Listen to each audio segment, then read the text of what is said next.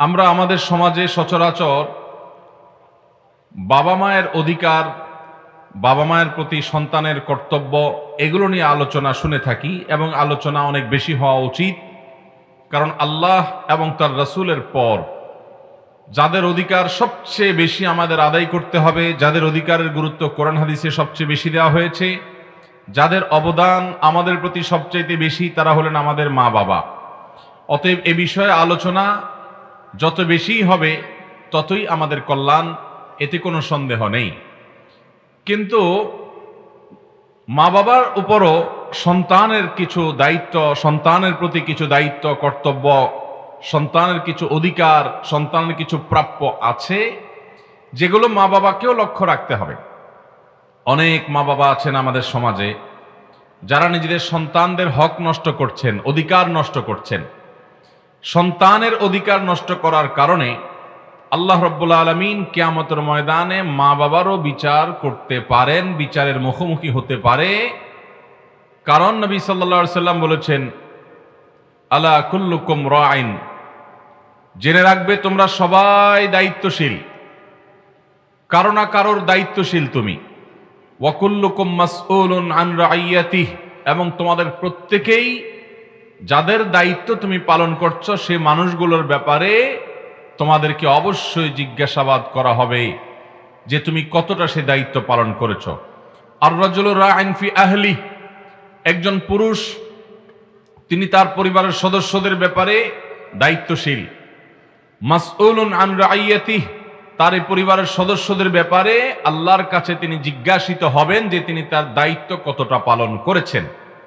আমাদের সমাজে অনেক মা বাবা আছেন যারা শুধু সন্তানের কাছ থেকে তাদের সুন্দর আচরণ আশা করেন, সন্তানের খেদমত আশা করেন, সন্তানের সেবা আশা করেন এবং সন্তানের যে সমস্ত করণীয়গুলো আছে সেগুলো পাওয়ার আশা করেন। এ আশা করাটা দোষের না, এটা ঠিক আছে, কিন্তু মনে রাখতে হবে সন্তানেরও বেশ কিছু পাওনা আছে, অধিকার আছে, সন্তানের প্রতিও বাপমার কর্তব্য আছে। সেটাতে যদি বাপমা ত্রুটি করে তাহলে সন্তান যেরকম বাপমার অধিকার আদায়ে ত্রুটি করার কারণে আল্লাহর কাঠগড়ার আসামি হবে, বাপমাও সেরকম সন্তানের অধিকার আদায়ে ত্রুটি করবার কারণে আল্লাহর কাছে আসামি হিসাবে কিয়ামতের ময়দানে দাঁড়াতে হবে। এজন্য আজ আমরা সন্তান সন্ততি, ছেলে মেয়ের প্রতি বাবা মায়ের কর্তব্য কি এবং সন্তানদের অধিকার কি আছে কোরআন এবং হাদিসের আলোকে, সে বিষয়ে আমরা কিছু কথা আরজ করব। ওয়া মা তাওফীকি ইল্লা বিল্লাহ। মোহতারাম হাজরিন, আল্লাহ রাব্বুল আলামিন কোরআনে হাকিমে আমাদের প্রত্যেকটা মানুষকে আমাদের উপর অর্পিত দায়িত্বগুলো পালন করবার জন্য বারবার নির্দেশনা দিয়েছেন। এর মধ্যে আমাদের সবচেয়ে কাছের, আমাদের রক্ত সম্পর্কীয় আত্মীয়, আমাদের ব্লাড সম্পর্কীয় আত্মীয়ের মধ্যে আবার সবচেয়ে নিকটতম মানুষ হলেন মা বাবা এবং সন্তান সন্ততি। তাদের চাইতে আর কাছের কেউ হতে পারে না। এই মা বাবা, তাদের প্রতি যেরকম আমাদের কর্তব্য আছে, আবার সন্তানদের প্রতি আমাদের কি আছে? কর্তব্য আছে। সবচেয়ে বড় কর্তব্যের জায়গা হলো আমাদের সন্তান সন্ততি তারা যেন দুনিয়ার জাগতিক যে বিষয়গুলো তাদের প্রাপ্য আছে, ভরণ পোষণ, এগুলোর পাশাপাশি তারা যেন জাহান্নামের আগুন থেকে বাঁচতে পারে। এই বিষয়টা মা বাবা নিশ্চিত করবেন এবং সে বিষয়ে পদক্ষেপ করবেন। নিশ্চিত করা বলতে পদক্ষেপ নেবেন যাতে করে সে পথে তারা যেতে পারে। এই জন্য একজন আদর্শ মা, একজন আদর্শ বাবা, তার ভবিষ্যৎ বংশধর যেন নেককার হয়, তারা যেন ভালো মানুষ হয়, সে আশায় জীবনসঙ্গী হিসাবে যাকে নির্বাচন করবেন তার মধ্যে অন্য কোনো গুণ থাকুক বা না থাকুক, তিনি যেন দিনদার হন, আল্লাহভীরু হন, কোরআন এবং হাদিসের অনুসারী হন, এই বিষয়টা কিন্তু তার সবচাইতে বেশি গুরুত্বের সাথে দেখতে হবে। এই জন্য আল্লাহ রাব্বুল আলামিন কোরআনে কারীমে সূরা ফুরকানের ৭৪ নম্বর আয়াতে আমাদেরকে শিক্ষা দিয়েছেন একটা দোয়া পাঠ করার। রব্বানা হাব লানা মিন আজওয়াজিনা ওয়া যুররিয়্যাতিনা কুররাতা আয়ুন ওয়াজআলনা লিল মুত্তাকিনা ইমামা। যার অর্থ হলো, হে আমাদের রব, আমাদের যেসব সন্তান সন্ততি আপনি দিবেন, অনাগত কিংবা দিয়েছেন, এবং আমাদের যে জীবন সঙ্গী সঙ্গিনী হবে বা আছে, তাদের সবাইকে আপনি আমাদের চক্ষু শীতলকারী মানুষ বানায় দেন, এমন মানুষ বানায় দেন যাদেরকে দেখলে আমাদের নয়ন জুড়িয়ে যাবে। সব ছেলে মেয়েকে দেখলে কি বাবা মার নয়ন জুড়ায়? সব ছেলে মেয়ের দিকে তাকালে কি বাবা মার দিল শীতল হয়ে যায়? যায় না। এই জন্য আল্লাহ তাআলা দোয়া শিক্ষা দিয়েছেন, সন্তানের জন্য দোয়া করতে হবে এইভাবে যে আল্লাহ আমার সন্তান যেন এরকম হয় যে তার দিকে তাকালেই আমার চোখ জুড়িয়ে যায়, আমার নয়ন শীতল হয়ে যায়, অন্তর ঠান্ডা হয়ে যায়, যেন সেরকম সন্তান হতে পারে। আল্লাহ তাআলা কিন্তু এখানে কোন একটা বিশেষ পয়েন্ট বলেন নাই দোয়ার মধ্যে যে আমরা যেন দোয়া করি আল্লাহ আমার সন্তানটা যেন পয়সাওয়ালা হয়ে যায়, তার জন্য ভালো ক্যারিয়ার গড়ে তুলতে পারে, সন্তানটা যেন আল্লাহ অনেক শিক্ষিত হয়। এরকম বিশেষ কোনো দোয়া আল্লাহ তাআলা আমাদেরকে শিক্ষা দেন নাই। কারণ সন্তান শিক্ষিত হওয়ার পরও বাবা মার চোখ শীতল নাও করতে পারে। পারে কি পারে না? সন্তান শিক্ষিত কিন্তু বাবা মা তার দিকে তাকালে দিলটা জুড়ায় না, কারণ শিক্ষিত হয়ে হয়তো অমানুষ হতে পারে কি পারে না।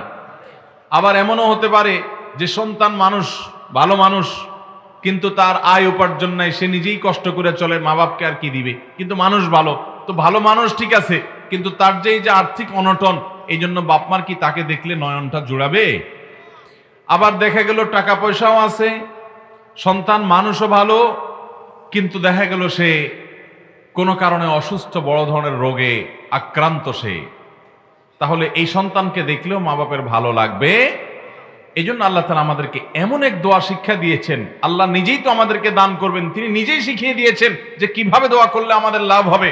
এই জন্য সন্তান সন্ততি এবং পরিবারের জন্য এর চাইতে ব্যাপক, এর চাইতে জামেয়া দোয়া, সকল কল্যাণ আপনি এক শব্দে চেয়ে ফেললেন। আল্লাহ এমন সন্তান সন্ততি এবং জীবন সঙ্গী দান করেন যে সন্তান সন্ততি এবং জীবন সঙ্গীর দিকে তাকালে আমাদের চোখ শীতল হয়ে যাবে, নয়ন জড়িয়ে যাবে। আর এই চোখ শীতলটা কখন হবে? যখন আপনার সন্তান, আপনার স্ত্রী, আপনার স্বামী যখন সব দিক থেকে শতভাগ পারফেক্ট হবে, যথাযথ হবে, যেমন তার পয়সা কড়ি, তেমন তার আয় উপার্জন, তেমন তার সুস্থতা, তেমন সে ভালো মানুষ, তেমন তার অন্যান্য দিক, সব দিক থেকে যখন ভালো হবে, তার দিকে তাকালে আপনার ভালো লাগবে, নয়নটা জুড়াবে। আল্লাহ তাআলা আমাদের সবাইকে সেরকম সন্তানের বাবা এবং আমাদের মা বোনদেরকে সেরকম সন্তানের মা হওয়ার তৌফিক দান করুন। যারা আমাদের তরুণ বা বন্ধুরা আছে, যুবকরা আছে এখানে, সে সমস্ত যুবকরাও একসময় হয়তো ইনশাআল্লাহ বাবা হবে। কিন্তু একজন মুসলমান, তাকে সবসময় জানতে হবে যে আমার জীবনে আমার কাছে কার কি পাওনা আছে। মুসলমান সবসময় মানুষের পাওনা পরিশোধে সবচেয়ে বেশি সতর্ক থাকবে, সজাগ থাকবে যে কারোর পাওনা পরিশোধে যেন আমার কোনো ত্রুটি না হয়। আল্লাহ তাআলা আমাদের সবাইকে সব মানুষগুলোর অধিকার আদায় করে দুনিয়া থেকে যাওয়ার তৌফিক দান করুন। মোহতারাম হাজরিন, তো মা বাবা হিসাবে সন্তানের প্রতি আমাদের কর্তব্য হলো সন্তান যেন ভালো মানুষ হয়, সে আশায় জীবন সঙ্গী হিসাবে যাকে নির্বাচন করব সেই লোকটা যেন আল্লাহভীরু হয়, ভালো মানুষ হয়, মুত্তাকি হয়, আল্লাহকে চিনে এরকম মানুষ যেন হয়। এটা কেন দেখব? কারণ তিনি যদি আল্লাহভীরু হন, আপনার স্ত্রী যদি আল্লাহভীরু হন, কোনো মহিলা বিয়ে করার সময় যদি তার স্বামীটা, যাকে তিনি বিয়ে করবেন, যার সাথে তার বিয়ে হবে, সে পুরুষটা আল্লাহভীরু হন, এটা যদি নিশ্চিত করেন, তাহলে তার বংশে, তার পরিবারে ইনশাআল্লাহ এমন সন্তান হওয়ার সম্ভাবনা বেশি যাদের মধ্যে আল্লাহর ভয় আছে। এই জন্য আগে থেকে দোয়া করতে হবে। আল্লাহর অনেক নেককার বান্দারা এই দোয়াগুলোর উপরে আমল করে করে আগে থেকে আল্লাহর কাছ থেকে ফয়সালা করে নিয়েছে। মোহতারাম হাজরিন, আমাদের সন্তানরা যেন আল্লাহভীরু হয়, তারা যেন ঈমানদার হয়, তারা যেন মুত্তাকি হয়, এই কাজটা এই যুগে সবচাইতে কঠিন কাজগুলোর একটা। আপনি লক্ষ লক্ষ কোটি কোটি টাকার মালিক হয়ে যান, এটা এত কঠিন না। আল্লাহ আপনাকে সন্তান দিয়েছেন, কিন্তু সন্তানটা আল্লাহভীরু, মুত্তাকি, পরহেজগার, এটা যত কঠিন।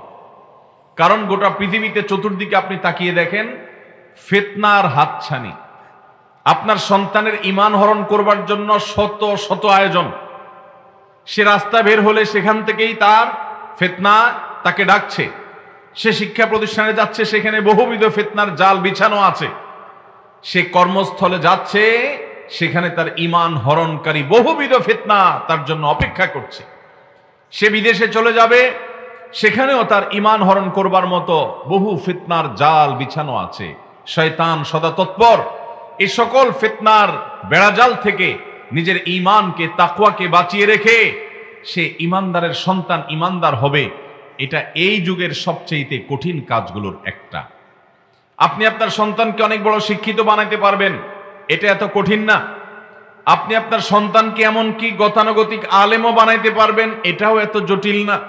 টাকা পয়সা হলে, ভালো শিক্ষা প্রতিষ্ঠানে দিলে এটা হয়ে যাবে, কিন্তু তাকে মানুষের মতো মানুষ, মনুষ্যত্ব তার মধ্যে আছে, আদব লেহাজ তার মধ্যে আছে, তাকওয়া তার মধ্যে আছে, ঈমান তার মধ্যে আছে, দিনদারি তার মধ্যে আছে, পরহেজগারি তার মধ্যে আছে, এরকম মানুষ হিসেবে গড়ে তোলাটা কিন্তু সহজ কথা। এজন্য আমাদের যে সমস্ত যুবক বন্ধুরা আছেন যারা ভবিষ্যৎ বাবা হবেন, আমাদের যে সমস্ত বোনরা আছেন অবিবাহিত যারা ভবিষ্যৎ মা হবেন, আশা করেন, স্বপ্ন দেখেন, সবাইকে লক্ষ্য রাখতে হবে আমাদের সন্তানদের প্রতি আমাদের কর্তব্যের অংশ হলো যে এই সন্তানরা যেন নেককার হয়, ভালো মানুষ হয়। এই জন্য আমাদের জীবন সঙ্গী হিসেবে এমন মানুষকে বাছাই করে নিতে হবে যে মানুষটার মধ্যে আল্লাহর ভয় আছে, ঈমান আছে, তাকওয়া আছে। কারণ একজন মা যদি দিনদার হয়, সন্তানরা দিনদার হওয়ার সম্ভাবনা অনেক বেশি। আজকাল বিয়ে শাদীতে আমরা দেখি শুধুমাত্র চেহারা সুরত, আমরা দেখি শুধুমাত্র গায়ের রং, আমরা দেখি শুধুমাত্র বাবার টাকা পয়সা, আমরা দেখি শুধুমাত্র বাবার সামাজিক অবস্থান। অথচ নবী করিম সাল্লাল্লাহু আলাইহি সাল্লাম বলেছেন, তুনকাহুল মারআতু লিআরবাঈন, একজন নারীকে সাধারণত 4টি বিষয় দেখে মানুষ বিয়ে করে। কেউ কেউ বিয়ে করে নারীর সম্পদ দেখে, তার বাবার সম্পদ দেখে, পয়সা আলার মেয়ে দেখে। আবার কেউ বিয়ে করে বংশমর্যাদা দেখে, বড় নেতা, রাজনৈতিক প্রভাবশালী মানুষের মেয়ে, এইসব বিবেচনা করে। আবার অনেকে বিয়ে করে তার রূপ লাবণ্য দেখে, সৌন্দর্য দেখে, এটাই তার মূল। আর কেউ কেউ দিনদারিতাকেও প্রাধান্য দেয়। নবী সাল্লাল্লাহু আলাইহি সাল্লাম বলেছেন, ফাসফার বিজাতিদ দ্বীন, তুমি বিয়ে করার সময় অন্য কোনো কিছু থাকুক আর না থাকুক, মানুষটা দিনদার কিনা, আল্লাহ ভীরু কিনা এটা দেখবা। এটা যদি থাকে, অন্য কোনো কিছু যদি নাও থাকে, তবুও তুমি এই বিয়েতে জিতলা, তোমার এই বিয়েতে তুমি লাভবান হলা, তোমার লস হবে না। কারণ তুমি এমন একটা মানুষকে তোমার জীবন সঙ্গী হিসাবে পাইলা যে মানুষটা আল্লাহকে ভয় করে। আর যে আল্লাহকে ভয় করে, এই মানুষটা তোমার সাথে বেঈমানি করবে না, তোমার উপরে টর্চার জুলুম করবে না, তুমি তার সাথে বসবাস করে জীবনে সুখী হবা। এই একটি কথা আমাদের সমাজের বেশিরভাগ মানুষ আজ বুঝতে পারে নাই, যার কারণে আমাদের দাম্পত্য জীবনে দেখবেন অশান্তি আর অশান্তি, কলহ আর কলহ। অবশ্য জীবনসঙ্গী দিনদার হতে হবে, এর মানে কি? এর মানে শুধুমাত্র 5 ওয়াক্ত নামাজ পড়লো আর মহিলারা বোরকা পড়লো, এর নামে শুধু দিনদারিতা না। দিনদারিতা মানে হলো সে আল্লাহর কাছে নিজেকে সমস্ত দিক থেকে সে সমর্পণ করবে, সারেন্ডার করবে। আল্লাহ যা বলেন এর বাইরে সে চলবে না। আল্লাহর কাছে সে খুঁটি গেড়ে দিয়েছে, আল্লাহর নির্দেশের সামনে সে মাথা নত করে, হালালকে হালাল জানে, হারামকে হারাম জানে।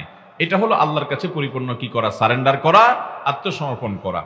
তাহলে প্রথম কর্তব্য সন্তানদের প্রতি, যে সন্তান যেন ভালো মানুষ হয়। এই জন্য বিয়ে করার আগে থেকেই চিন্তা থাকতে হবে যে আমি যাকে বিয়ে করব, অথবা বাবারা যারা নিজেদের ছেলেকে বিয়ে করাবেন, মেয়েকে বিয়ে দিবেন, আপনারা লক্ষ্য রাখবেন যে আর কিছু হোক বা না হোক, পাত্র এবং পাত্রী তারা যেন অবশ্যই আল্লাহ বিরু দিনদার হয়।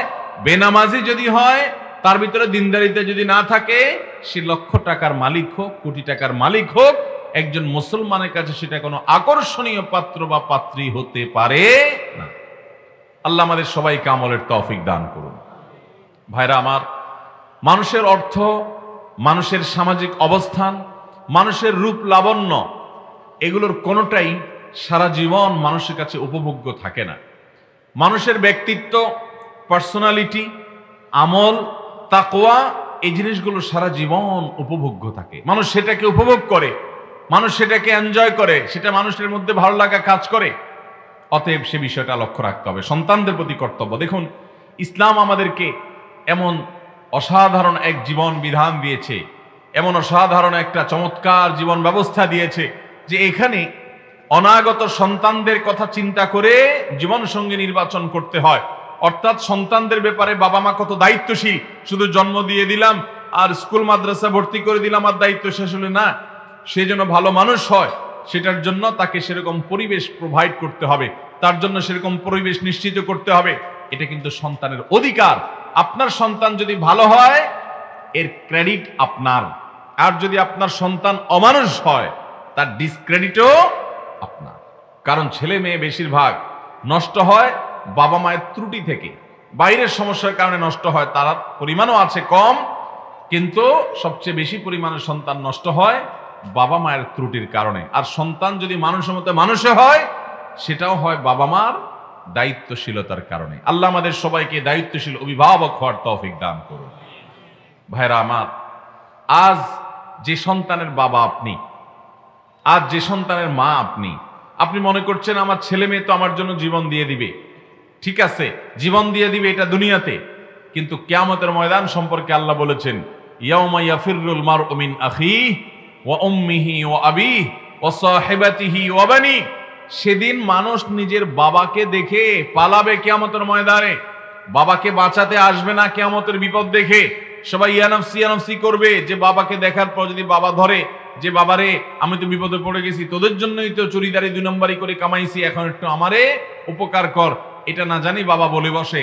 সন্তান পলায়ন করবে, কেউ কারোর হবে না, সবাই সবারটা সেদিন আদায় করে নেবে। এই জন্য সন্তানের প্রতি দায়িত্ব যদি আমরা অবহেলা করি, কিয়ামতের ময়দানে আল্লাহর কাছে জবাবদিহি করা লাগবে। আল্লাহ রাব্বুল আলামিন আমাদের সন্তানদের প্রতি আমাদের যে কর্তব্য আছে, আমাদের যে করণীয় আছে, তাদের যে অধিকার আছে, তাদের যে পাওনাগুলো আছে, পুঙ্খানুপুঙ্খরূপে আমাদেরকে সেটা আদায় করার তৌফিক দান করুন। তাহলে 1 নম্বরের সন্তানদের প্রতি কর্তব্য জানলাম, সেটা হলো সন্তান যেন ভালো মানুষ হয়, সেজন্য আগে থেকে ভালো মানুষটাকে জীবন সঙ্গী হিসাবে গড়ে তুলতে হবে। যে এই মানুষটাকে আমি জীবন সঙ্গী হিসাবে নেব, কেন? কারণ এই মানুষটা ভালো, ভালো হলে তার সন্তানরাও আশা করা যায় ভালো হবে। নাম্বার 2, সন্তান জন্মের সঙ্গে সঙ্গে নবী করিম সাল্লাল্লাহু আলাইহি সাল্লামের সুন্নত হলো এই সন্তানের জন্য আল্লাহ তাআলার কাছে দোয়া করবেন। কারণ মায়ের গর্ভে সে যতদিন ছিল শয়তান তাকে আক্রমণ করতে পারে নাই। যখনই সে ভূমিষ্ঠ হয়ে দুনিয়াতে চলে আসছে তখনই শয়তানের খোঁচা শুরু হয়ে গেছে। সন্তান দুনিয়াতে আসার পর ভূমিষ্ঠ হওয়ার সঙ্গে সঙ্গে যে কান্নাকাটি শুরু করে, এই কান্নাকাটি শুরু করার নানা কারণ আছে, নানা যুক্তি আছে, নানা ব্যাখ্যা আছে। এর মধ্যে একটা ব্যাখ্যা এটাও যে নবী সাল্লাল্লাহু আলাইহি সাল্লামের কোন হাদিস থেকে বোঝা যায় যে দুনিয়াতে সন্তান জন্মগ্রহণ করার সঙ্গে সঙ্গে শয়তান তাকে খোঁচা মারা শুরু করে এবং সে কেঁদে ওঠে। আল্লাহ তাআলা কোরআনে বলেছেন, ইম্মা ইয়ানজাগান্নাকা মিনাশ শাইতানি নাজগুন ফাস্তাইয বিল্লাহি মিনাশ শাইতানির রাজীম। শয়তান যখন তোমাদেরকে খোঁচা মারবে, তোমাদেরকে ক্ষতিগ্রস্ত করার চেষ্টা করবে, তখন আল্লাহর কাছে পানা চাও, আশ্রয় চাও। আল্লাহর কাছে আশ্রয় চাইলে এটা হলো মহৌষধের মতো, শয়তানের জন্য এটা অ্যাটম বোমের মতো কাজ করে। আল্লাহর কাছে আউযুবিল্লাহ পড়লে যখনই মনে হচ্ছে আমার মনে একটা বাজে চিন্তা আসছে, যখনই মনে হচ্ছে আমার নামাজ পড়তে মনে চাচ্ছে না, যখনই মনে হচ্ছে আল্লাহকে নিয়ে আমার মনে বাজে চিন্তা আসছে, শয়তান আমার মনের ভিতরে বাজে চিন্তা ঢুকাচ্ছে, ইমানদারের কাজ হলো সাথে সাথে সে শয়তানকে অ্যাটম বোমা মারবে। কি বলে? আউযু বিল্লাহি মিনাশ শাইতানির রাজীম। এই দোয়া পড়লে শয়তান সাথে সাথে পরাভূত হয়। নবী করিম সাল্লাল্লাহু আলাইহি সাল্লাম তার নাতি হাসান এবং হুসাইন রাদিয়াল্লাহু তাআলা আনহুমা, তাদের জন্মের পর নবী সাল্লাল্লাহু আলাইহি সাল্লাম তাদের জন্য একটা দোয়া করেছেন। যারা নানা আছেন এটা তাদের কর্তব্য, যারা দাদা আছেন এটা তাদের কর্তব্য, যারা বাবা হবেন তাদের কর্তব্য, যারা মা হবেন তাদের কর্তব্য যে সন্তান জন্মগ্রহণ করার পর পর তারকে শয়তান থেকে পানা চেয়ে নেবেন। ওই যে শয়তান তাকে জন্মের সঙ্গে সঙ্গে লেগে যায় এবং খোঁচাখোঁচি শুরু করে, তাকে ধ্বংস করা, তাকে জাহান্নামমুখী করা, তাকে বিপদগামী করা, বিভ্রান্ত করা, তাকে ফাসিক বানানো, ফাজের বানানো, খারাপ মানুষ বানানো, এটা শয়তানের বড় মিশন হয়ে যায়। শয়তানের একাধিক সদস্য অ্যাপয়েন্টেড হয়ে যায়, নিয়োগপ্রাপ্ত হয়ে যায় ওই শিশুকে ধ্বংস করবার জন্য, নবজাতককে নষ্ট করবার জন্য। এই জন্য নবী সাল্লাল্লাহু আলাইহি সাল্লাম হাসান এবং হুসাইন রাদিয়াল্লাহু তাআলা আনহুমা তাদের জন্য তিনি জন্মের সঙ্গে সঙ্গে দোয়া করেছেন, উঈযুকুমা বিকালিমাতিল্লাহি তাম্মা, অর্থাৎ হে হাসান এবং হুসাইন, তোমাদের উভয়কে আমি আল্লাহ রাব্বুল আলামিনের কাছে তার পূর্ণাঙ্গ বাক্যসমূহের মাধ্যমে তোমাদেরকে আমি আল্লাহর আশ্রয় চাই, আশ্রয় কামনা করি তোমাদের জন্য। কোত্থেকে? মিন কুল্লি শাইতানিন ওয়া হাম্মা ওয়া মিন কুল্লি আইনিল লাম্মা, অর্থাৎ প্রত্যেক শয়তান থেকে এবং যে বদনজর আছে এ সকল বদনজর থেকে আমি তোমাদেরকে আল্লাহর কাছে আশ্রয় প্রার্থনা করি। ছোট ছোট বাচ্চাদের মধ্যে কিন্তু প্রচুর পরিমাণে বদনজর লাগে, আমরা জানি না। বদনজরটাকে আমাদের সমাজের অনেকে মনে করে কুসংস্কার। এটা কুসংস্কার না। নবী সাল্লাল্লাহু আলাইহি সাল্লাম বলেছেন, আল আইনু হাক্কুন, বদনজরের মাধ্যমে মানুষের ক্ষতি হওয়া, বিপদ হওয়া, অসুবিধা হওয়া, অসুখ বিসুখ হওয়া, সমস্যা হওয়া, এটা সত্য, এটা অসত্য না। এই আধ্যাত্মিক বা স্পিরিচুয়াল যে সমস্যা আছে, অর্থাৎ ভেতর থেকে যে এটা অসুবিধা তৈরি করে, এটা মানুষ অনেক সময় টের পায় না, কিন্তু এটা হাদিস দ্বারা সুপ্রমাণিত। মানুষ যদি রাক্ষসের নজর দিয়ে, হিংসাত্মক নজর দিয়ে কারোর দিকে তাকায়, তাহলে সে অভিভূত হয়ে যদি আল্লাহর পবিত্রতা বর্ণনা না করে আল্লাহর প্রশংসা যদি না করে, তাহলে যার দিকে তাকালো তার অনেক সময় ক্ষতি হয় এই রাক্ষসের নজরের কারণে বা হিংসাত্মক নজরের কারণে। এটাকে নজরে হাসিদ বলা হয়, বদনজর বলা হয়। তো এটা থেকে বাঁচার জন্য নবী সাল্লাল্লাহু আলাইহি সাল্লাম দোয়া করেছেন, ওয়াইযুকুমা বিকালিমাতিল্লাহি তাম্মা ওয়া মিন কুল্লি শাইতানিন মুহাম্মা ওয়া মিন কুল্লি আইনিন লাম্মা। তাহলে এই দোয়াটা আমাদের সন্তানদের জন্মের পর আমরা দিব। সেটা ভূমিষ্ঠ হওয়ার সাথে সাথেই বলতে হবে, এমন কোনো কথা নেই, পরে বললেও হবে। নবী সাল্লাল্লাহু আলাইহি সাল্লাম বলেছেন হাসান এবং হুসাইন রাদিয়াল্লাহু তাআলা আনহুমাকে এই দোয়া।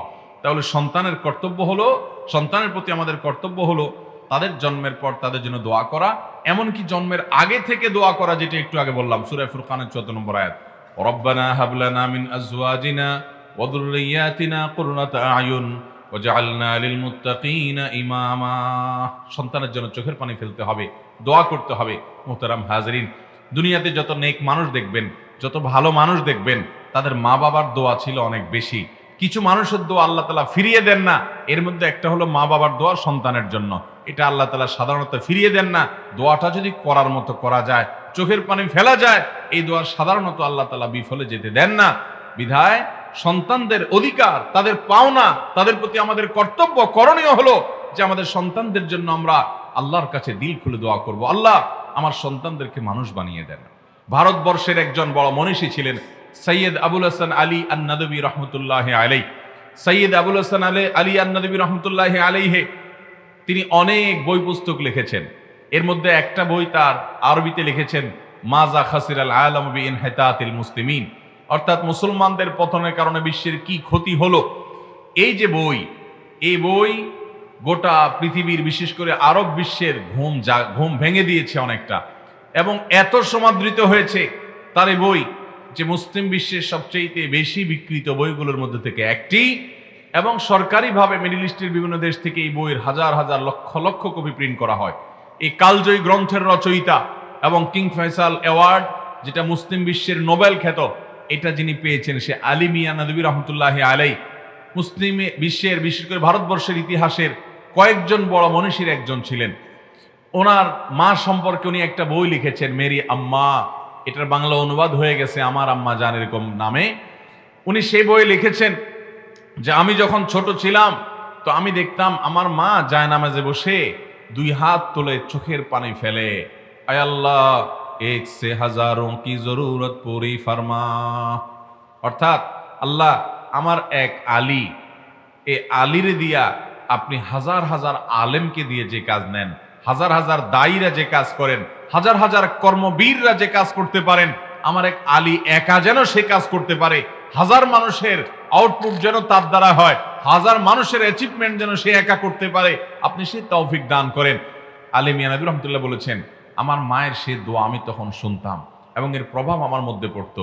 আপনি আপনার সন্তানদের যদি ছোট থাকে তাদের জন্য যদি দোয়া করেন, তারা দুনিয়া থেকে আসার আগে থেকে দোয়া করতে পারেন। যারা বিয়ে শাদী করেন এখন থেকে দোয়া শুরু করবেন যে আল্লাহ আমাকে আল্লাহ তাআলা আপনি কখনো বাবা বানাবেন, মা হওয়ার তৌফিক দিবেন। আমার সন্তান সন্ততি যারা হবে এরা যেন আমাদের নয়ন জুড়ায় দেয়, এরা যেন আমাদের চক্ষু শীতল করে। এটা তাদের অধিকার যে তাদের জন্য আপনি দোয়া করবেন।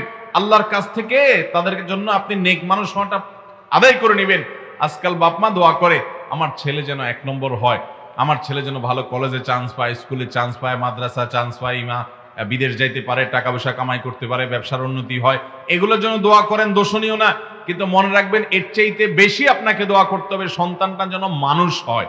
কারণ ও যদি মানুষ না হয়, ওর টাকা আপনার লাভ হবে না, ওর বড় চেয়ার সে পাবে, আপনার লাভ হবে না। ও যদি মানুষ হয় গরিব মানুষও যদি হয় তারপরও তার সে মনুষ্যত্ব দ্বারা আপনি লাভবান হবেন ইনশাআল্লাহ। অতএব সন্তানদের প্রতি আমাদের দোয়া করার যে কর্তব্য আছে এটা আমরা আদায় করবো তো ইনশাআল্লাহ। বেশিরভাগ বাপ মারা এটা করেন না। আসরের পরে দোয়া কবুল হয়, জায়নামাজে বসে দোয়া শুরু করে দেন, মসজিদে বসে কেবলামুখী হয়ে চোখের পানি ফেলে দোয়া শুরু করেন, ছেলে মেয়েদের নাম ধরে ধরে আল্লাহ আমার অমুক ছেলেটাকে মানুষ করেন, অমুক ছেলেকে মানুষ করেন। আমি আমার আব্বাজান রহমতুল্লাহ আলাই তার হাত ধরে এই জায়গায় যখন ঈদের বাজার বসতো, একেবারে ছোট আপনার হাফ প্যান্ট পরা বয়স থেকে আমি এই বাজারে এসে এখানে এসে ঈদের বাজার করতাম। এই স্মৃতি আমার এখনো আমাকে তাড়িয়ে বেড়ায় এই জায়গার সাথে। তো আমার আব্বাজান রহমতুল্লাহ আলাইকে আমি দেখেছি যে তিনি 2 হাত তুলে চোখের পানি ফেলে আমাদের জন্য দোয়া করতেন। আমার মাকে আমরা দেখেছি ছোটবেলায় যে চোখের পানি ফেলে নামাজের পরে যায় নামাজে বসে বিছানায় বসে মুসল্লাতে বসে লম্বার সময় দোয়া করতেন, আল্লাহ ছেলেটাকে মানুষ বানান, মেয়েটাকে মানুষ বানান। আলহামদুলিল্লাহ ভাইয়েরা সবাই আলহামদুলিল্লাহ দিনদার হয়েছেন, আল্লাহমুখী হয়েছেন, এলেম অর্জন করেছেন, হাফেজ আলেম বানাইছেন আল্লাহ তাআলা প্রায় সবাইকে আলহামদুলিল্লাহ। বাবা মার দোয়া এটা সাধারণত ফেরত যায় না যদি দোয়া করতে পারে। সবচেয়ে বড় লাভ কি জানেন? আপনার ছোট ছোট বাচ্চা যখন দেখবে যে আমার বাপ কাঁদছে, বাচ্চা কিন্তু অবাক হয়ে যাবে, কি ব্যাপার আব্বা কেন কাঁদছে? যখন দেখবে আব্বা কাঁদছে কোনো খানার অভাবে না, আব্বা কাঁদছে কোনো পেটে ব্যথার কারণে না, কেন কাঁদছে? আব্বা কাঁদছে আমার নাম ধরে। কি বলছে? আল্লাহ আমার ছেলেটা ও যেন মানুষ হয়, আল্লাহ ও যেন নামাজি হয়, আল্লাহ ও যেন আল্লাহ ভীরু হয়, আল্লাহ ও যেন হারাম বাঁচতে পারে, আল্লাহ ও যেন হারামরে ত্যাগ করতে পারে, ও যেন আপনার সৎ ইমানদার বান্দা হতে পারে, ও যেন বড় আলেম হতে পারে, ও যেন বড় হাফেজ হতে পারে, ও যেন বড় দাঈলাল্লাহ হতে পারে, আল্লাহ ও যেন আপনার খাঁটি বান্দা হতে পারে, আল্লাহ ও যেন কখনো হারামের দিকে না যায়, ও যেন বাবা মার অনুগত সন্তান হয়। এভাবে তার জন্য যখন আপনি দোয়া করতে থাকবেন, এগুলো যখন বাচ্চা শুনবে তখন বাচ্চার মধ্যে তার এফেক্ট পড়বে, তার প্রভাব পড়বে। বাচ্চা বুঝবে, হায় রে আমি ভালো মানুষ হওয়ার জন্য আমার বাবা কাঁদছে, তাহলে তো আমাকে ভালো মানুষ হইতে হবে, তাহলে তো আমি খারাপ হইতে পারবো না। এর প্রভাব বাচ্চার মধ্যে পড়বে। বাচ্চার মা যখন কাঁদবে তার প্রভাব বাচ্চার মধ্যে পড়বে। এখন মার হাতে মোবাইল, বাপের হাতে আরেকটা মোবাইল, মা একটা টিপতেছে, বাপে আরেকটা টিপতেছে, কারোর হাতে রিমোট, কারোর হাতে মোবাইল। এগুলার ব্যস্ততা আমাদের মা বাপকে এত এনগেজ করে ফেলেছে যে সন্তানদের জন্য চোখের পানি ফেলানোর মতো সময় আজকাল মা বাপের হাতে। এবং তার ফলও আমরা দেখতে পাচ্ছি যে আমাদের সন্তানরা আমাদের চক্ষু শীতলকারী সন্তান হচ্ছে। অতএব সন্তানদের প্রতি আমাদের এই কর্তব্য দোয়া করা, এটা আমরা আদায় করবো তো ইনশাআল্লাহ। আমি আমার ছেলে মেয়েদের জন্য আল্লাহর কাছে যখনই বাইতুল্লাহ যাওয়ার তৌফিক হয়, হজের তৌফিক হয়, দোয়া কবুলের কিছু জায়গা আছে সিজদায় দোয়া কবুল হয়, জুমার দিন আসরের পরে দোয়া কবুল হয়, ভোর রাতে তাহাজ্জুদের সময় দোয়া কবুল হয়, প্রতি নামাজের পর দোয়া কবুল হয়, বৃষ্টি যখন হয় বৃষ্টির নিচে বসে দোয়া করলে দোয়া কবুল হয়, আরাফাতের ময়দানে দোয়া কবুল হয়, মিনাতে মুজদালেফাতে আপনার যেদিন অবস্থান করে হাজী রাতে দিন ফজরের পরে দোয়া কবুল হয়, তারপরে যখন মানুষ জামারাতে পাথর মারার পরে দোয়া করে সেই দোয়া কবুল হয়, যখন তওয়াফ করে তখন দোয়া কবুল হয়, সাফা পাহাড়ের উপরে দোয়া কবুল হয়, মারওয়ার উপরে দোয়া কবুল হয়। এরকম দোয়া কবুলের বহু জায়গা আছে, বহু সময় আছে, বহু ক্ষণ আছে। আজানের সময় দোয়া কবুল হয়, মুরগি ডাকের সময় দোয়া কবুলের কথা হাদিসে আছে। এই দোয়া কবুলের জায়গাগুলোতে আমি আমার বুঝজ্ঞান হয়েছে থেকে নিয়ে সন্তানদের জন্য দোয়া করতাম। আর সন্তান দুনিয়াতে আসার পর থেকে নাম ধরে ধরে আল্লাহ অমুক ছেলেটা আমার যেন হাফেজ হয়, আল্লাহ অমুক মেয়েটা যেন হাফেজা হয়, আল্লাহ এটা যেন হয়। আমি দেখেছি আলহামদুলিল্লাহ এই যাবৎ যত দোয়া করেছি প্রায় বেশিরভাগ দোয়া গিয়ে আল্লাহ তাআলা কবুল করেছেন এবং আল্লাহ তাআলা দান করেছেন। এই জন্য যারা মা বাবা আছেন, যারা ভবিষ্যতে মা বাবা হবেন, সন্তানদের নাম ধরে ধরে চোখের পানি ফেলে ফেলে আওয়াজ করে করে কেঁদে কেঁদে প্রয়োজনে তাদেরকে শুনিয়ে শুনে তাদের জন্য দোয়া করবো তো ইনশাআল্লাহ।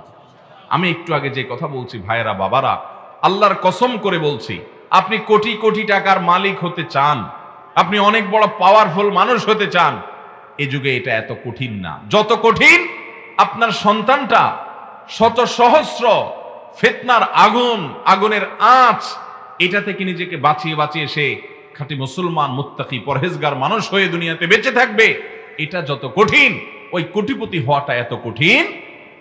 আপনার যত সম্পদ আছে এর মধ্যে সবচেয়ে বড় সম্পদ হলো সন্তানটা যদি মানুষ হয়। মানুষ হওয়ার ডেফিনিশন কি?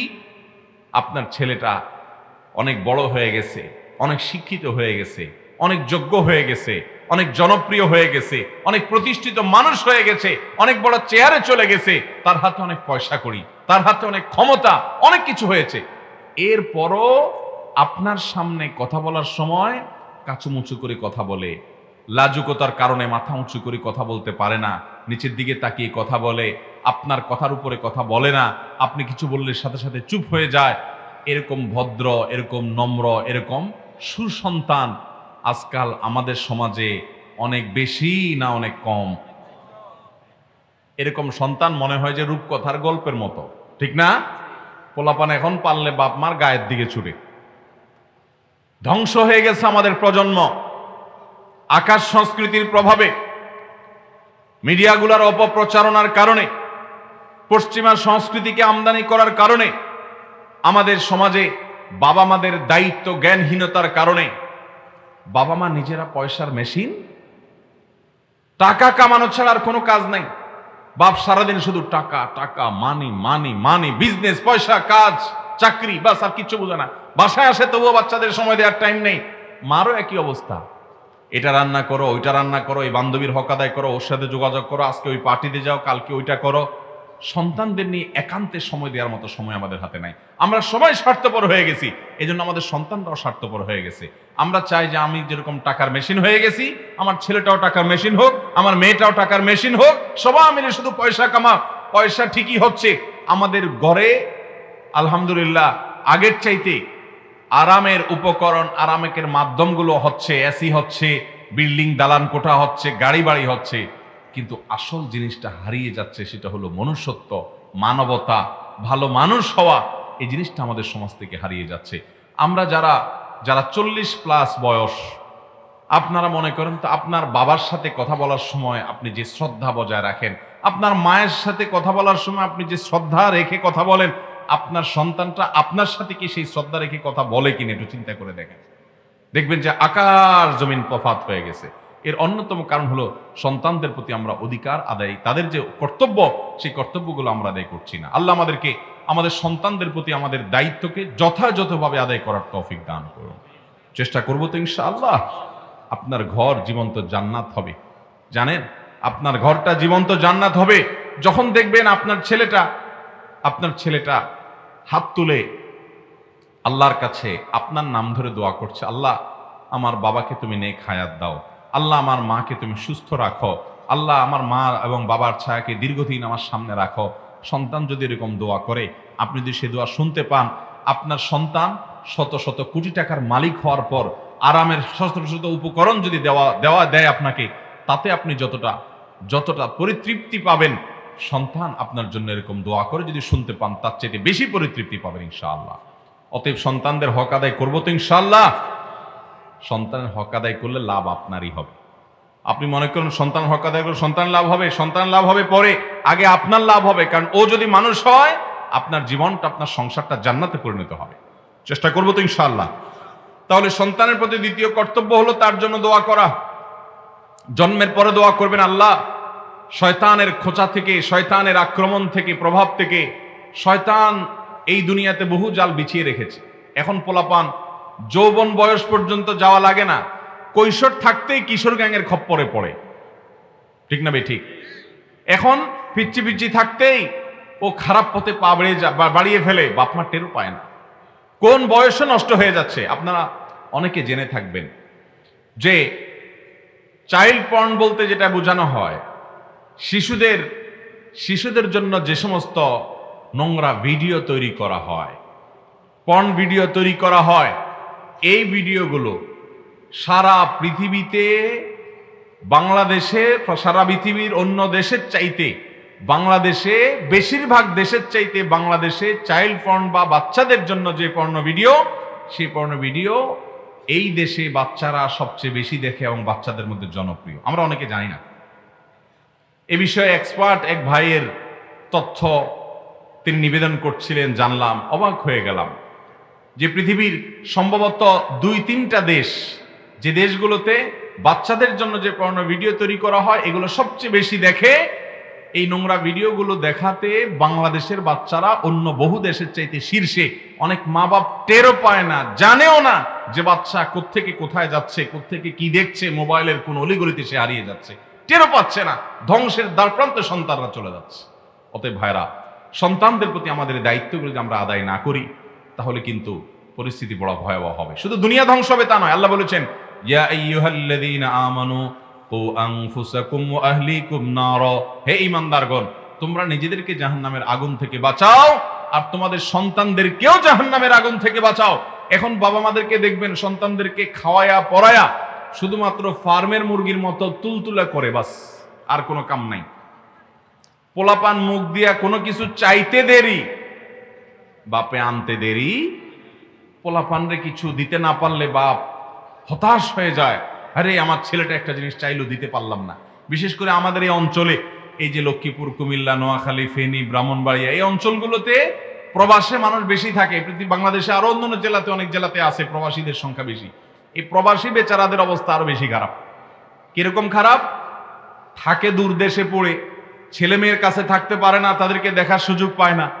ছেলে ভিডিও কলে যদি বলে আব্বা আমার একটা মোবাইল লাগবে, জিজ্ঞেস করে তুই মোবাইল দিয়ে কি করবা? আব্বু আমার পড়ালেখা করা লাগে, অনলাইন ক্লাস হয়, হান হয়, তান হয়, ধানায় পানায় কিছু বুঝাই দেয়। এবার বাপ দেখা যায় এক হাতের একটা মোবাইল পাঠায় দেয়, আছে না নাই? শুধু বলতে দেরি, পাঠাইতে দেরি। বাচ্চারা যা চায় সাথে সাথে তা দিয়ে দেওয়া, এটা কিন্তু বাচ্চাদের জন্য ভালো না, এটা বাচ্চাদের জন্য খারাপ। আপনার বাচ্চা, ছোট বাচ্চা, সে একটা চাকু চাচ্ছে, চাকু, ছুরি, আপনি তাকে দিয়ে দিবেন? কেন দিবেন না? কারণ আপনি জানেন এটা দিয়ে সে অঘটন ঘটাতে পারে, এটার ব্যবহার এখনো সে শিখে নেই। আপনি আপনার একটা বাচ্চা ক্লাস 7, 8, 9-এ পড়ে, আপনি তাকে একটা স্মার্টফোন ধরাই দিলেন, নেট কানেকশন দিয়ে দিলেন, ব্যাস, কোন অলিগলিতে সে চলে যাবে আপনি টেরও পাবেন। আমি বিভিন্ন জায়গায় বলি, আমার 16-17 বছর বয়সের ছেলে এখনো তার কোনো মোবাইল ফোন নাই। স্মার্টফোন তো পরের কথা, কোনো বাটন ফোনও নাই। এখন কথা হলো সে বাহিরে মাদ্রাসায় যায়, বিভিন্ন কাজে যায়, তাহলে মোবাইল ফোন ছাড়া কিভাবে করে? আমি বলি আগের যুগে মানুষ কিভাবে যোগাযোগ করছে ওইভাবে করবে। অনেকে বলে যে যদি বিপদ হয়, যদি সমস্যা হয় ছেলেটার, তাহলে একটু ফোন করে বলতেও তো পারবে না। আমি বলি যে মোবাইল যদি থাকে তাহলে সমস্যা হবে না, এটা নিশ্চিত। মোবাইল ফোন আছে, এরপর রোড অ্যাক্সিডেন্ট হয়ে মারা যেতে পারে না, কিডন্যাপ হয়ে কেউ নিয়ে যেতে পারে না, তাহলে মোবাইল ফোন থাকলেই আমি বেঁচে যাব, এটা আপনাকে নিশ্চিত কে করলো? মোবাইল ফোন থাকলে কিছু সুবিধা আছে, ঠিক আছে, কিন্তু এই বয়সে তার হাতে এটা উঠাই দেওয়ার মানে হলো তার হাতে, ছোট বাচ্চার হাতে ছুরি তুলে দেওয়া। সেটার এখনো নিয়ন্ত্রণ করা শিখে নেই। এটার পচা, নোংরা, গান্দা অলি গলিতে যদি সে একবার প্রবেশ করে যায়, এই সন্তানকে আর মানুষ করা সহজ হবে না। ভাইরা আমার, আমাদের সন্তানদেরকে মানুষ করার জন্য আমাদেরকে দায়িত্বশীল হতে হবে। বেশিরভাগ সন্তানদের অবস্থা বড় করুণ। ছেলে মেয়েদের চেহারার দিকে তাকালে বোঝা যায় যে এরা বাবা মার চক্ষু শীতলকারী সন্তান হতে পারে নাই, বাবা মার বোঝা হয়ে গেছে রীতিমতো। দোষ কিন্তু বাবা মারই, তারা সঠিকভাবে লালন পালন করতে পারে নাই। অতএব সন্তান কিছু চাইলেই দিয়ে দিবেন না, তার জন্য উপকার কিনা সেটা দেখবেন, বিবেচনা করবেন, নিয়ন্ত্রণ করতে শিখাবেন, সন্তানকে কষ্ট শিখাবেন। বেশিরভাগ পরিবারে কি হয় জানেন? পোলাপানকে দিয়ে কোনো কাজ করায় না। ছেলে পেলে বড় হতে হতে দেখা যায় 10, 11, 12, 13 বছর হয়ে গেছে, প্লেটের পানিটা পর্যন্ত নিজে ফালায় না, নিজের প্লেটটা নিজে ধুয়ে খায় না। বেশিরভাগ পরিবারে এই অবস্থা না? আমাদের বয়সী যারা বা আমাদের চাইতে আরো সিনিয়র বয়সে যারা আছেন এখানে, আপনাদের ছোটবেলার কথা চিন্তা করে দেখেন তো, আপনারা কি আইসা বসে থাকতেন যে মা প্লেটটা ধুয়ে আনি আপনারা ভাত বেড়ে দিয়ে যাবে, খাইয়া আবার প্লেটটাতে হাত ধুইয়া চলে যেতেন, বাপ মা ফালাই দিতেন? এটা চিন্তা করা যায়? তখন আমরা আমাদের সময় দেখেছি যে না, ছেলেফেলেরা নিজেরটা নিজে করতে পারলে বাপ মারও খেদমত করতো। আর এখন পোলাপানরে আমরা ফার্মের মুরগি বানাচ্ছি। ভালো করে শুনে রাখেন, আপনার ছেলে মেয়েকে আপনি যদি ভোগ শিখান তো ও কিন্তু পরিশ্রম করতে শিখবে না, ও কিন্তু জীবনে অনেক কঠিন পরিস্থিতিতে পড়লে ভেঙে পড়বে, কারণ ও তো পরিশ্রম করা শিখে নাই, আপনি তারা শিখান নাই। কিন্তু যদি ওরে পরিশ্রম করা শিখান, কষ্ট সহিষ্ণু হতে শিখান, তাকে যদি ধৈর্য এবং সহনশীলতা শিখান, এই সন্তান এক সময় ইনশাআল্লাহ অনেক কঠিন কঠিন পরিস্থিতি দেখবেন উতরে যাবে, পার হয়ে যাবে। মনে রাখবেন, ভোগ এটা শিখাতে হয় না, ত্যাগ শিখাতে হয়। ত্যাগ শিখাতে হয়, ভোগ শিখানো লাগে না, ভোগ এমনিই পারবে। এই জন্য সন্তানকে ভোগ নয়, তাকে ত্যাগ শিখাতে হবে, তাকে ছাড় দেয়া শিখাতে হবে, তাকে কষ্ট করা শিখাতে হবে, তাকে ধৈর্য ধারণ করা শিখাতে হবে। আপনি কোরআনে কারিমের সূরা লোকমান খোলেন, লোকমান হাকিম তার সন্তানকে 10টা মহামূল্যবান উপদেশ দিয়েছেন। আল্লাহ কোরআনে সেটা আমাদের জন্য কোরআনে জানিয়ে রেখেছেন আমরা যেন আমাদের সন্তানদেরকে সে উপদেশগুলো নেই। তার ভিতরে একটা হলো তিনি বলেছেন সন্তানকে ওয়াসবির আলা মা আসাবাক, সন্তান তার সন্তানকে তিনি বলেছেন হে আমার বৎস, ইয়া বুনাই, হে আমার আদরের সন্তান, তুমি এই কাজ করবা। এর ভিতরে একটা কাজ হলো ওয়াসবির আলা মা আসাবাক, তোমার জীবনে যখন বিপদ আসবে হতাশ হবা না, অস্থির হতে যাবা না, সবর করবে। অতএব সন্তানদেরকে আমরা ভালো মানুষ হিসেবে গড়ে তোলার চেষ্টা করব ইনশাআল্লাহ। আমরা সবাই চাই আমার ছেলে মেয়ে থাকুক দুধে ভাতে। আপনার ছেলে মেয়ে দুধে ভাতে থাকুক, এটা আপনি চান, অসুবিধা নাই। কিন্তু সন্তান দুধে ভাতে থাকুক আর না থাকুক, কমপক্ষে আপনার চাওয়া হওয়া উচিত আমার সন্তান যেন থাকে নামাজে কালামে, আমার সন্তান যেন থাকে তেলাওয়াতে জিকিরে, আমার সন্তান যেন থাকে মসজিদে দ্বীনি প্রতিষ্ঠানে। তাহলে সেক্ষেত্রে দেখবেন এই সন্তান আপনার নয়ন জুড়াবে, এবং সে ডাক্তার হোক, সে ইঞ্জিনিয়ার হোক, সে ব্যবসায়ী হোক, সে প্রবাসী হোক, সে যাই হোক না কেন, দিন শেষে সে মানুষ হবে ইনশাআল্লাহ। সবাই আমাদের সন্তানদেরকে মানুষ করবো তো ইনশাআল্লাহ। আল্লাহ আমাদের সবাইকে সেই তৌফিক দান করুন। সময়ত হাজরিন, তো আমরা বলছিলাম যে সন্তানের হক, সন্তানের প্রতি আমাদের কর্তব্যগুলো কি। আমরা তো ওয়াজ শুনি শুধুমাত্র বাবা মায়ের অধিকার নিয়ে, সন্তানের অধিকার নিয়ে আমাদের ওয়াজ খুব একটা শোনা হয় না। এই জন্য আমরা আজকে সন্তানের অধিকার নিয়ে কথা বলছি। সন্তানের অধিকার শুধুমাত্র তাকে খাওয়ায়া পড়ায়া মোটা তাজা করা না, এটা তাদের অধিকার। কিন্তু এর চাইতে গুরুত্বপূর্ণ বিষয় হলো সন্তান যেন আল্লাহভীরু হয়, দিনদার হয়, মুত্তাকি হয়। নবী করিম সাল্লাল্লাহু আলাইহি সাল্লাম বলেছেন কুল্লু মাউলুদিন ইউলাদু আলাল ফিতরা, প্রতিটি বাচ্চা, প্রতিটি শিশু, প্রতিটি নবজাতক মায়ের গর্ভ থেকে দুনিয়াতে আসে দিনদার হয়ে, ইমানদার হয়ে, মুত্তাকি পরহেজগার হয়ে, ভালো মানুষ হয়ে। মায়ের পেট থেকে কেউ ডাকাত হয়ে আসে? চুরি করা শিখে আসে? মিথ্যায় অভ্যস্ত হয়ে আসে? আসে না। মায়ের পেট থেকে সবাই আসে যে ওই টাইমে সে পৃথিবীর সবচেয়ে ভালো মানুষ থাকে, তার মনের ভিতরে কোনো নোংরামি নাই, হিংসা নাই, শত্রুতা নাই, বিদ্বেষ নাই, বদঅভ্যাস নাই, কিচ্ছু নাই, সে ভালো মানুষ থাকে। ইল্লা আন্না আবওয়াহু ইউহাওয়িদানিহি আও ইউনাসসিরানিহি আও ইউমাজ্জিসানি, কিন্তু জন্মের পর ওই সন্তানের মা বাবা তারা তাকে হয় বেদিন বানায়, অগ্নিপূজক বানায়, বিভ্রান্ত বানায়, কাফেরে মুশরিকে পরিণত করে এবং ভুল পথে নিয়ে যায়। এটা মা বাপই করে। এজন্য সন্তান যেন ভুল পথে না যায় সেটা ঠিক রাখা, সেটা খেয়াল রাখা বাবা মার কর্তব্য। সন্তানের পেটে খাবার গেল কিনা চিন্তা করেন, কিন্তু সন্তান নামাজ পড়ছে কিনা তার চিন্তা আরো বেশি করে করেন। আজকাল দেখবেন মায়েদেরকে, বিশেষ করে মায়েদেরকে দেখবেন পিচ্ছি পিচ্ছি পোলাপানের পিছনে খাবারের বাটি নিয়ে দৌড়তে দৌড়তে দৌড়তে দৌড়তে বেচারিরা কাহিল। ঠিক না ভাই? ঠিক। যেই পরিমাণ দৌড়ায় বাচ্চাদের পিছনে মায়েরা বাটি নিয়ে, চামচ নিয়ে একটু খাওয়ানোর জন্য, বাবা খা খা খা, বাবা খায় না, বাবা কয় ঘুষ দাও, আগে মোবাইল দাও তারপরে খাবো। ঠিক না ভাই? ঠিক। আগে ঘুষ দাও, মোবাইল দাও, কার্টুন দাও, তারপরে খাবো। তো মায়েরা দেখা যায় নিরুপায় হয়ে কি করবে, ছেলেকে তো খাওয়াইতে হবে, মেয়েকে খাওয়াইতে হবে, তো বাধ্য হয়ে তার কথায় রাজি হয়ে যায়, ঠিক আছে মোবাইল চালাই দিছি, দেখা। তাহলে এই খায়া তোমার স্বাস্থ্য যতটুকু ভালো হবে, ওই মোবাইল দেখা ইমান, আমল, চোখ, ব্রেন, মেধা সব তার চাইতে বেশি নষ্ট হবে, লাভের চাইতে ক্ষতি। বেশিরভাগ পরিবার এই কাম করে। আলহামদুলিল্লাহ, বাচ্চা আমারও আছে, আমি মোবাইল দেখাই না। আমার বাসায় বাচ্চাকে মোবাইল দেখানো হয় না। না খাইলে না খাই থাকো, কিছু অসুবিধা নেই, কিন্তু তোমাকে মোবাইল দেখতে দেওয়া হবে না। কারণ খায়া তুমি যা উপকার করবা, খায়া তোমার যা লাভ হবে, ওই মোবাইল দেখে তোমার চোখ, তোমার ব্রেন, মেধা, ইমান, আমলের ক্ষতি তার চাইতে বেশি হবে। আর পোলাপান যখন জানে যে এটা বায়না ধরলে, জোর করলে আদায় করা যায়, তখন কিন্তু তারা সবসময় ওইটাই করে যে ঠিক আছে তাহলে আন্দোলন করলে যদি পাওয়া যায় তো আন্দোলনই ভালো। অতএব মা বাপ শুধু হয়ে গেলে হবে না, সন্তান মানুষ করাও শিখতে হবে। যুবকরা যারা ভবিষ্যৎ মা বাপ হবেন এখন থেকে শিখে রাখেন। আল্লাহ আমাদেরকে আদর্শ মা বাবা হওয়ার তৌফিক দান করুন। সন্তানের প্রতি আমাদের তৃতীয় কর্তব্য হলো জন্মের পর সন্তানের ডান কানে আজান দিতে হবে, বাম কানে একামত দিতে হবে। ডান কানে আজান, বাম কানে একামত। বিভিন্ন হাদিস দ্বারা এটা সাবেত হয়, সাব্যস্ত হয় যে বাচ্চা জন্মের পর ভূমিষ্ঠ হওয়া সন্তানকে কোলে করে কেউ একজন নিয়ে আসবে। যে কেউ দিলেই হবে, বাপ দিতে পারে, চাচা দিতে পারে, অন্য কেউ দিতে পারে। এর জন্য কোনো হুজুর ঠিক করে আনতে এমন কোনো কথা নেই। আজানের বাক্যগুলো বাচ্চার কানে আস্তে আস্তে শোনাবে। আল্লাহু আকবার, আল্লাহু আকবার, আল্লাহু আকবার, আল্লাহু আকবার, আশহাদু আল্লা ইলাহা ইল্লাল্লাহ, আশহাদু আল্লা ইলাহা ইল্লাল্লাহ। এভাবে আজানের বাক্যগুলো ডান কানে শোনাবে। আবার বাম কানটা তার মুখের কাছে ধরবে, আপনি আস্তে আস্তে করে একামতের বাক্যগুলো তাকে শোনাবেন। এটা সুন্নাহ। সে বুঝে না আপনি কি বলেছেন, কিন্তু এটার প্রভাব তার অন্তরে গিয়ে গাঁথবে, ঈমানের বীজ তার মধ্যে বপন হবে এবং ইনশাআল্লাহ বিইذনিল্লাহ এটার উপরে সে বেড়ে উঠবে। আজান একামত দেওয়া আমাদের পোলাপান হওয়ার পর আজকাল আমরা মিষ্টির পোটলা নিয়ে, মিষ্টির প্যাকেট নিয়ে দৌড়াইতে দৌড়াইতে কাহি। আজান দেওয়ার টাইম আমাদের হাতে, মোবাইল নিয়ে মেসেজ দিতে দিতে শেষ, ফেসবুকে লিখতে লিখতে শেষ, পিচ্চির ছবি নিয়ে একটা পোস্ট, হ্যাঁ আল্লাহ আমাকে একটা সন্তান দিয়েছেন, আমি ছেলের বাবা হলাম, মাশাআল্লাহ মেয়ের বাবা হলাম, লাইক কয়টা পাইলাম, কমেন্ট কয়টা পাইলাম, কে কে কমেন্ট করলো, কে কে শেয়ার দিল, কে কে উইশ করলো, কে কে বাহবা দিল, কে কে মেসেজের রিপ্লাই দিল, কে মিষ্টি খাইলো, কে মিষ্টি পাইলো না। আমরা এইসব নিয়ে বেদিশা হয়ে যাই। আজান একামত দেওয়ার খোঁজ খবর বেশিরভাগ ক্ষেত্রে থাকে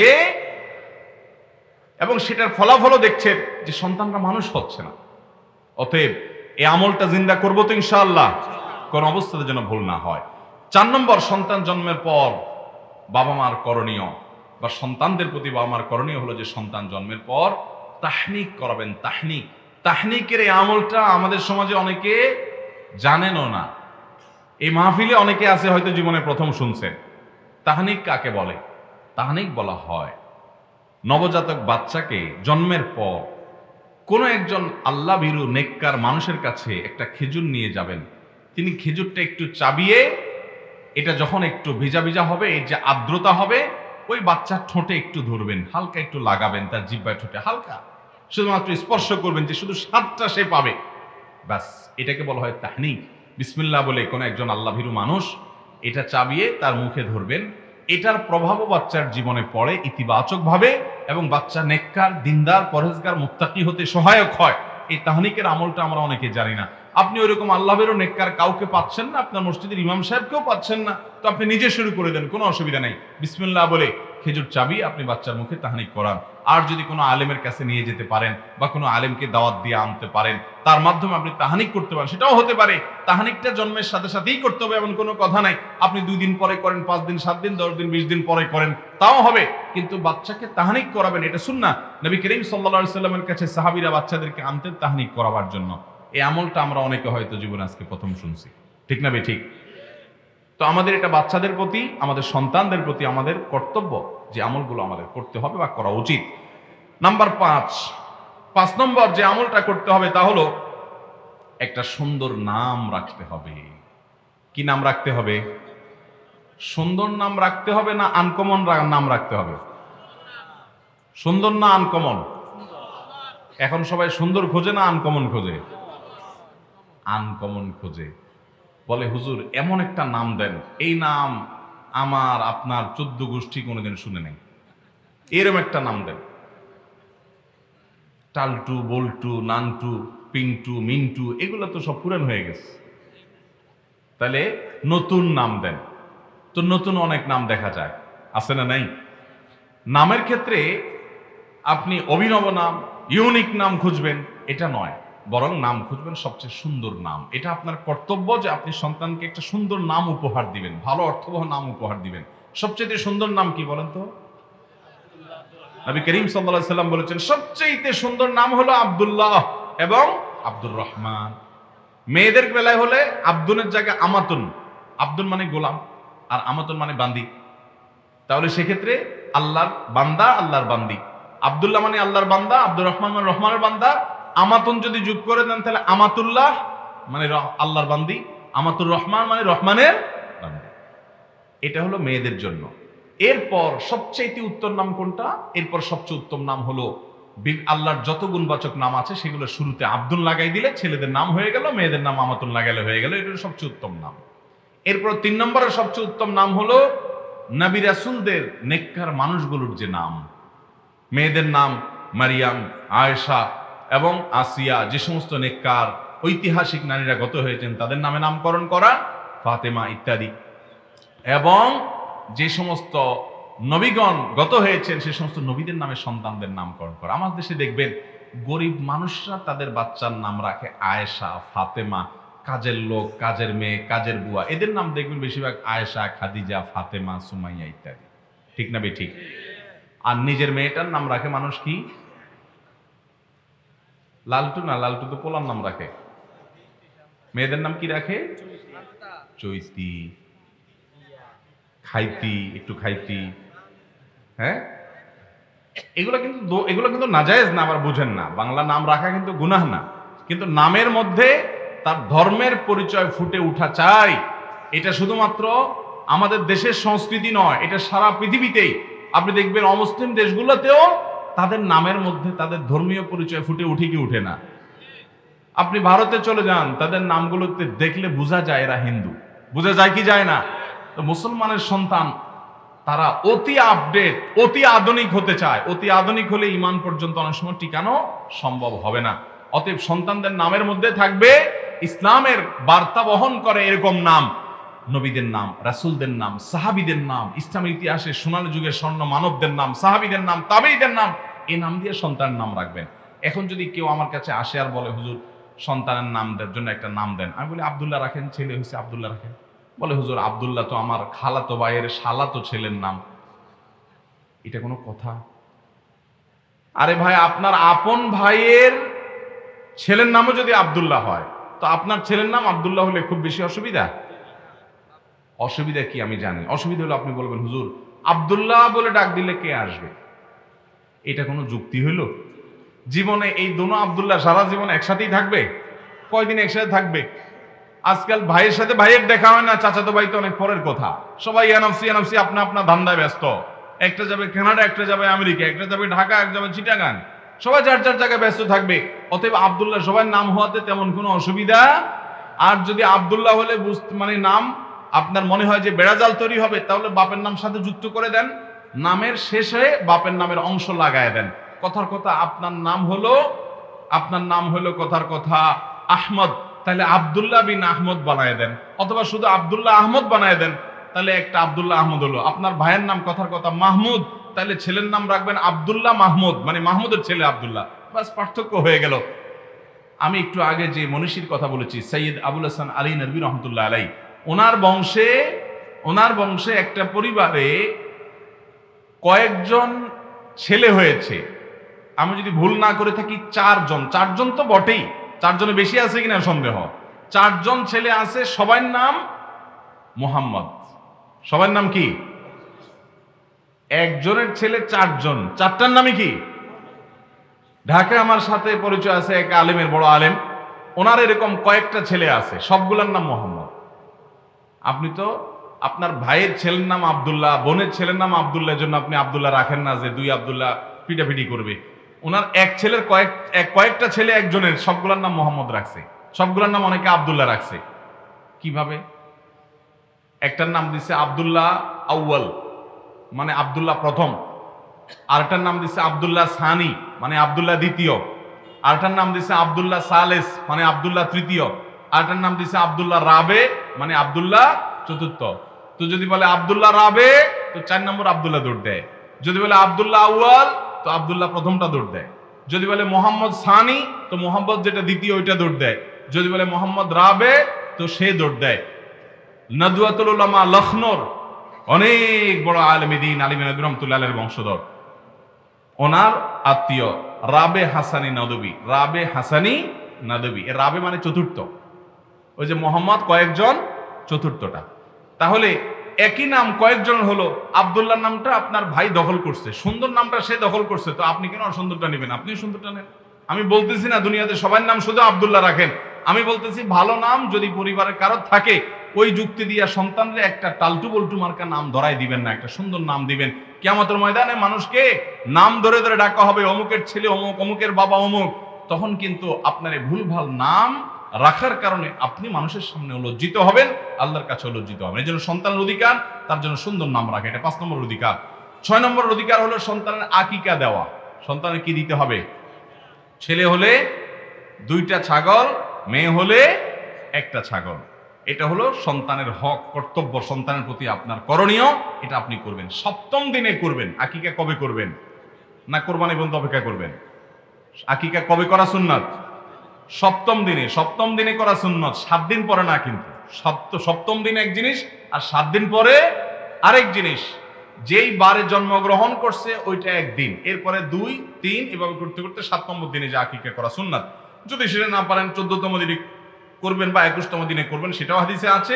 এটাও যদি মিস হয়ে যায় তাহলে পরবর্তীতে যে কোনো সময় করতে পারবেন, কিন্তু আকিকা করতে হবে। আকিকার উপকারিতা কি জানেন? আকিকার অন্যতম বড় উপকারিতা হলো সন্তান বাবা মা তুলনামূলকভাবে বাধ্যগত থাকে আকিকা করার কারণে। সন্তান বিপদ আপদ থেকে, আকস্মিক মুসিবত থেকে, বড় ধরনের অসুবিধা থেকে বেশিরভাগ ক্ষেত্রে আকিকার মাধ্যমে আল্লাহ তাআলা হেফাজতে রাখেন। এটা তার জন্য লাইফ ইন্স্যুরেন্সের মতো। অনেকে প্রশ্ন করে, ছেলে হলে দুইটা, মেয়ে হলে একটা, মেয়েদের প্রতি বৈষম্য কেন? ভাইরা আমার, এখানে বৈষম্যের বিষয় নাই। কোরআন হাদিসে যা বলা হয়েছে সেটাই প্রয়োজনীয়, সেটাই যৌক্তিক। আমার আপনার বুঝে আসুক বা না আসুক, সব রহস্য আমরা নাও বুঝতে পারি। আকিকার ক্ষেত্রে একটা বড় বিষয় হলো, যেহেতু এটা মানুষের বিপদ আপদ থেকে বাঁচাবার জন্য একটা গুরুত্বপূর্ণ আমল, সাধারণত জীবনের রিস্ক ছেলেদের বেশি থাকে না মেয়েদের বেশি থাকে? এই জন্য লাইফ ইন্স্যুরেন্স ছেলেদেরটা বেশি স্ট্রং করা লাগে, কারণ তারা বাহিরে যায়, গাড়ি ঘোড়া, চাকরি বাকরি, যুদ্ধ বিগ্রহ, এমনকি আজকালকার যুগে মেয়েরা বাহিরে কাজ করলেও দেখবেন যে একেবারে সহনীয় আরামের কাজগুলো বেশিরভাগ মেয়েরা করে। অতএব ছেলেদের যে নিরাপত্তা ব্যবস্থা সেটা আরো স্ট্রং করতে হয়। এই জন্য দেখবেন বেশিরভাগ ক্ষেত্রে রোগ, শোক, অসুখ, বিসুখ এগুলো ছেলেদের বেশি হয় মেয়েদের তুলনায়। কারণ বৈজ্ঞানিকভাবে এটা প্রমাণিত যে মেয়েরা তুলনামূলকভাবে ছেলেদের চাইতে তাদের শরীরে ইমিউন অর্থাৎ রোগ প্রতিরোধ ক্ষমতা এটা স্ট্রং থাকে, শক্তিশালী থাকে। এই জন্য তাদের জন্য একটা হলেই চলে, ছেলের জন্য দুইটা লাগে। অতএব সন্তানের প্রাপ্য অধিকার হলো তার আকিকা দেওয়া 6 নম্বর। 7 নম্বর হলো বাচ্চার বয়স যখন 7ম দিন হবে, যেদিন আকিকা করবেন, ওই দিন তার মাথার চুল চাঁচবেন। চুল চাঁচার পরে সেই চুলের ওজন করে সেটার ওজন সমপরিমাণ স্বর্ণ অথবা রূপা কিংবা তার মূল্য গরিব মানুষকে দান করে দিবেন। স্বর্ণ, আমার বড় ছেলে, আমার মেয়ে জন্মগ্রহণ করার পর তার চুল নিয়ে আমি পলিথিনে করে স্বর্ণের দোকানে গিয়েছিলাম। তো তখন যাওয়ার পরে মাপে দেখলাম যে রূপার দাম হিসাব করলে, তখনকার কথা বলতেছি 15-16 বছর আগে, তখনকার হিসাব অনুযায়ী দেখলাম যে এটার দাম বাইর হয় মাত্র 25-30 টাকা। তো এখন হলে সেটা নয় 50 টাকা হবে, এর বেশি হবে না। আর যদি আপনি স্বর্ণের হিসাব করেন তাহলে কত হবে? হয়তো 1000 হবে বা এর কম বেশি হবে, এর বেশি হবে না। যাই হোক, তো সন্তান 7ম দিনে আসার পর তার চুল চেষে সেই চুলের ওজন সমান স্বর্ণ কিংবা রূপা অথবা তার মূল্য গরিবদেরকে দান করতে হবে। এটা সন্তানের জন্মের পর বাবা মার করণীয়, এটা সন্তানের হক। এটা হলো 7 নম্বরের হক। পৃথিবীর অনেক উন্নত দেশে যারা বসবাস করেন, বিশেষ করে পশ্চিমা দেশগুলোতে যারা বসবাস করেন, সেখানে ডাক্তাররা এটা করতে দেয় না, বলে এটা সন্তান ঠান্ডা লাগবে, ক্ষতি হবে, হান হবে, তান হবে। আমাদের সন্তানদের ঠান্ডা মান্ডা লাগে নাই, সব সুস্থ আছে, ভালো আছে আলহামদুলিল্লাহ। যদিও তারা তাদের মতো করে নিষেধ করে, যদি নিষেধ করে করতে না দেয়, এটা ফরজ বা ওয়াজিব না যে না করলে গুনাহ হবে। আপনি চেষ্টা করলেন, না হলে পরে করলেন, এতটুকু অন্তত করবেন। 8 নম্বর সন্তানের প্রতি আমাদের করণীয় হলো সন্তানকে ছোটবেলা থেকে ইসলামী শিক্ষা দিয়ে বড় করে তোলা। তাদেরকে ইসলামী শিক্ষা দিতে হবে, জাহান্নাম থেকে বাঁচাতে হবে, শয়তান থেকে পানাহ তাদেরকে চাওয়াইতে হবে, দূরে রাখতে হবে। আল্লাহ বলেছেন, ইয়া আইয়ুহাল্লাযীনা আমানু কু আনফুসাকুম ওয়া আহলিকুম নারা, হে ঈমানদারেরা, তোমরা নিজেদেরকে এবং তোমার পরিবারকে জাহান্নামের আগুন থেকে বাঁচাও।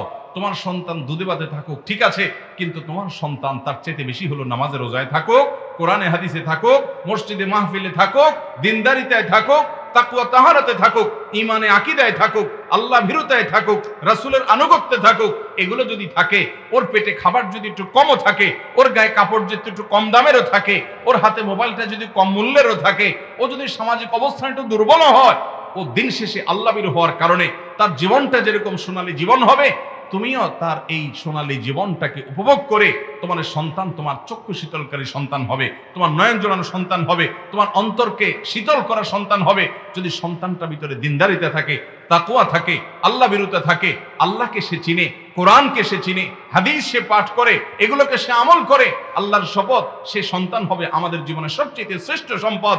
যত সম্পদ আমরা উপার্জন করেছি, সবচেয়ে মূল্যবান সম্পদ মনে হবে এই সন্তানটা। যার আচরণ, যার আমল, যার বিশ্বাস, যার কর্ম, যার দোয়া, যার জিকির, যার আল্লাহ ভীরুতা, যার আল্লাহ মুখিতা, যার আল্লাহর প্রতি আগ্রহ, যার আখিরাতের প্রতি বিশ্বাস, যার আখলাক এবং সার্বিক বিশ্বাস হয়, আমাকে প্রচন্ড প্রশান্ত করবে, অত্যন্ত সুখ দিবে, পরিতৃপ্ত করবে। এর চাইতে সুখী মানুষ আরেকটা হতে পারে? অতএব আমাদের সন্তানদের পেটে খাবার যাক, সেটা আমরা চেষ্টা করব। আমাদের সন্তানরা সুখে থাকুক, ভালো থাকুক, আমরা চেষ্টা করব। কিন্তু তার চাইতে বেশি চেষ্টা করব আমার সন্তানটা যেন অবশ্যই তার রবকে চিনে। যেই সন্তান তার রবকেই চিনে না, যে তার সৃষ্টিকর্তাকে চিনে না, সে তার জন্মদাতাকে কিভাবে চিনতে পারে?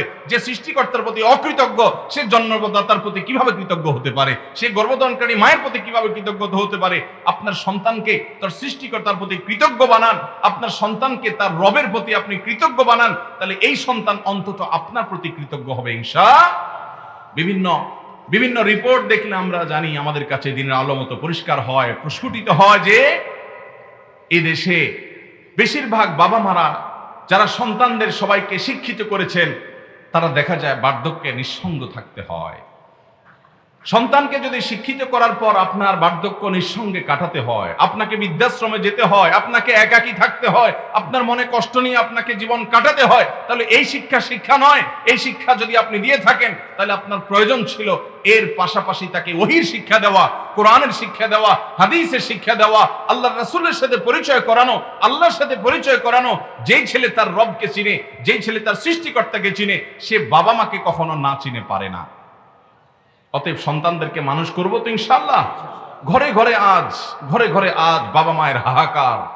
অনেক বাবা মা হয়তো বলে, আর অনেকে মনের দুঃখের কথাটা বলে না।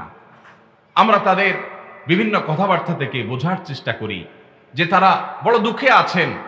তাদের বিল্ডিং দালান কোঠার কোনো অভাব নাই, গাড়ি বাড়ির অভাব নাই, ব্যাংক ব্যালেন্সের অভাব নাই, জমি জমার অভাব নাই, টাকা পয়সার অভাব নাই, ক্যাপিটালের অভাব নাই, ব্যবসা প্রতিষ্ঠানের অভাব নাই, সামাজিক অবস্থানের অভাব নাই। অভাব হলো তাদের সন্তানগুলো তাদের নয়ন জোড়ানো সন্তান নয়।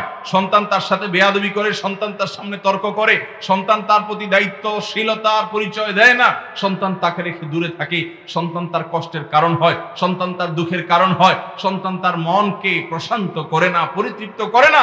আপনি যদি সন্তান আপনাকে পরিতৃপ্ত করুক, আপনার সুখের কারণ হোক, আপনার নয়ন জোড়ানো সন্তান হোক, সেটা চান, তাহলে সন্তানের প্রতি আপনার যে করণীয়গুলো আছে, জন্ম তো বটেই, জন্মের আগে থেকে তার জন্য একজন ভালো মা, তার জন্য একজন ভালো বাবা নির্বাচন করে, তার জন্য দোয়া করে, তার জন্মের পর তাকে সুসন্তান করার জন্য দ্বীনি শিক্ষা দিয়ে তাকে মানুষমত মানুষ হিসাবে গড়ে তোলেন। আল্লাহর শপথ করে বলছি, টাকা পয়সার অভাব থাকতে পারে, এই সন্তান যদি আপনার ঘরে থাকে, আপনার চাইতে সুখী আর কেউ হতে পারবে? আল্লাহ তাআলা আমাদের সবাইকে পারিবারিকভাবে আমাদের সন্তানদেরকে মানুষ করে সুখী হওয়ার তৌফিক দান করুন। চেষ্টা করবো তো ইনশাআল্লাহ। তাহলে 8 নম্বরের কর্তব্য, সন্তানের প্রতি তাদেরকে দ্বীনি শিক্ষা দেওয়া। ছোটবেলায় তাদেরকে কোরআন শিক্ষা দিবেন, কোরআন বুঝে পড়ার গুরুত্ব বুঝাবেন।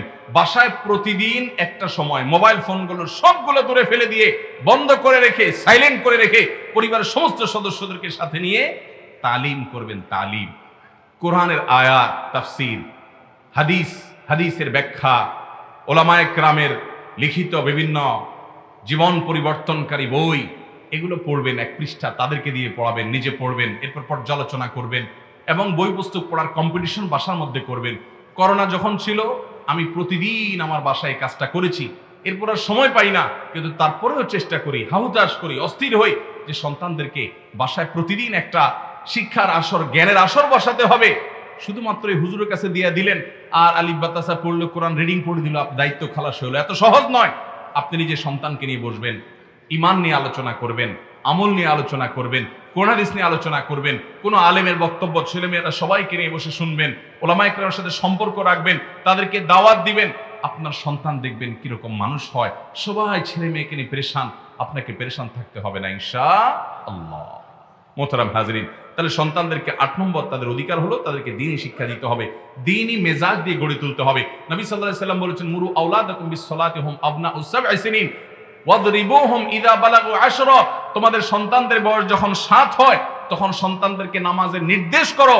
যখন বয়স 10 হয়, নামাজ না পড়লে শাসন করো, মৃদু প্রহার করো। কারণ নামাজ তাকে অন্যায় অশ্লীল কাজ থেকে বিরত রাখবে, বিধায় সেই অভ্যাস তাকে গড়ে তোলো।